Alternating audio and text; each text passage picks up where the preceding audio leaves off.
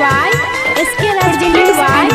SK and Music Golgamacho.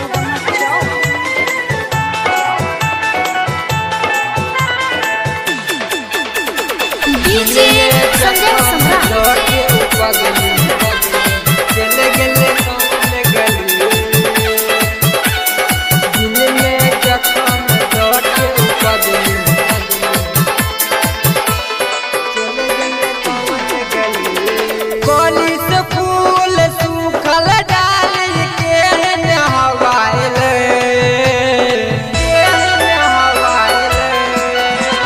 कोली से फूल सूखल डाल के नहवाइले दिल में जखम दो के उपगली चले गले कौन गली दिल में जखम दो के उपगली चले गले कौन गली कोली से फूल सूखल डाली के नहवाइले दिल में जखम दो के उपगली चले गले कौन गली दिल में जखम दो के उपगली चल गले कौन गली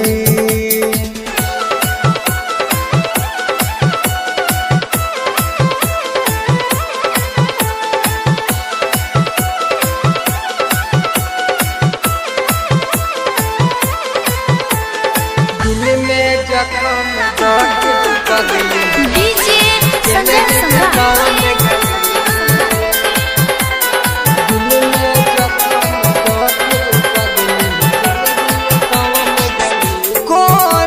बतेबो बतिया दिल घबराय छै दिन तो कटिए जाय छै कटे नहीं छै रात गे हो कोना बतेबो बतिया दिल घबराय छै दिन तो कटिए जाय छै कटे नहीं छै रात गे साजा के सपना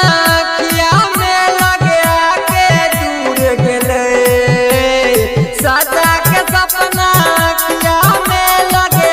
के दूर गेले दिल में जखम दो के उपगली चले गले कौन गली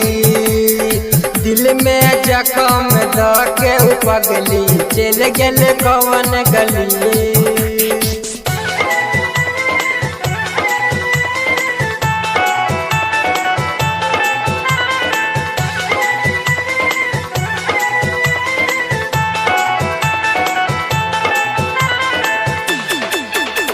DJ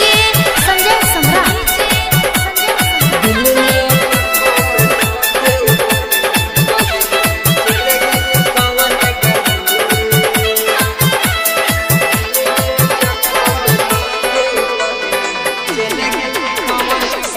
कोना भूले बो दिल के बेबसी लाचार गे जिंदगी के रोग भेलै प्यार के बीमार गे हो कोना भूले बहु दिल के बेबसी लाचार गे जिंदगी के रोग भेलै प्यार के बीमार गे हमर तू बतिया याद गे रखिया जहिया तू भूल जेबही हमर तू बतिया याद तू रखिया जहिया तू भूल जेबही दिल में जखम दो के उपगली चल गेले कौन गली दिल में जखम दो के उपगली चल गेले कौन गली